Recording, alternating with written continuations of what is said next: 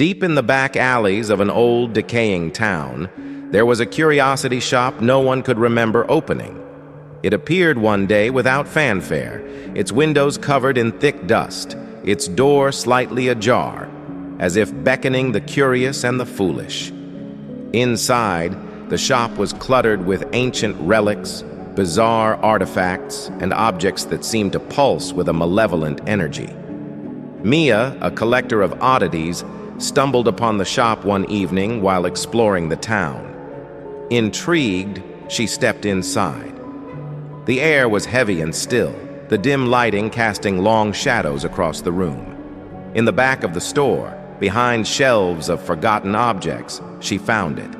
A tall, ornate mirror framed in dark, twisted metal. Unlike anything she had ever seen, it seemed to draw her in. The shopkeeper, an old man with unsettling, clouded eyes, appeared out of the shadows. He warned her not to buy the mirror, muttering something about a curse. But Mia, always drawn to the strange and mysterious, brushed him off. She purchased the mirror and had it delivered to her apartment. That night, Mia stood in front of the mirror, admiring its craftsmanship. But something was off. The reflection was wrong. It wasn't her. It was slightly distorted, her features twisted, her eyes darker, her expression grim. Thinking it was just an old mirror, she shrugged it off and went to bed. As the night wore on, strange things began to happen. The mirror would make faint, almost imperceptible noises, a soft whispering sound that seemed to come from deep within. When Mia looked at her reflection again, it had changed further. The reflection was no longer mimicking her movements. It stood still, staring back at her, its eyes hollow and dark. She tried to turn away, but the reflection grinned, a wide, twisted smile that stretched unnaturally across its face.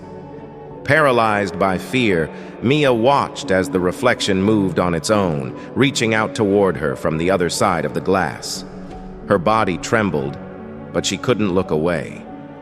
That night, the nightmares began. In her dreams, she was trapped inside the mirror, surrounded by a sea of dark, swirling shadows. Faces floated around her, twisted, tormented faces screaming silently, their mouths wide in agony. She woke up drenched in sweat, only to see the reflection in the mirror standing beside her bed, its eyes gleaming with malice. The next morning, she covered the mirror with a sheet, hoping to block out whatever evil lurked inside. But the whispers continued, growing louder and more persistent, seeping into her mind like poison.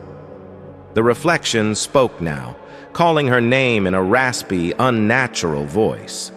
Desperate, Mia tried to get rid of the mirror, but no matter what she did, it always found its way back into her apartment. It was as if the mirror had latched onto her, refusing to let go. Days turned into weeks, and Mia's sanity began to unravel. She saw the reflection everywhere, standing behind her, watching her from the corner of her eye, its grin widening with each passing day. The reflection wasn't just in the mirror anymore, it was in every reflective surface, windows, puddles, even her phone screen. One night, she woke to find the reflection standing at the foot of her bed, no longer confined to the glass. Its skin was pale and cracked, and its eyes were black voids. It reached out, its fingers cold and sharp, and as it touched her, Mia felt a searing pain spread through her body. She screamed, but no sound came out. The reflection pulled her toward the mirror, its mouth now open wide in a silent scream. As Mia's body was dragged closer, she realized with horror that she was being pulled inside. Her skin began to stretch and tear, her bones cracking as she was absorbed into the mirror's surface. With a final, desperate scream, Mia was gone. Trapped forever inside the mirror, her soul joining the countless others that had been consumed before her. Now, the reflection in the mirror is no longer hers.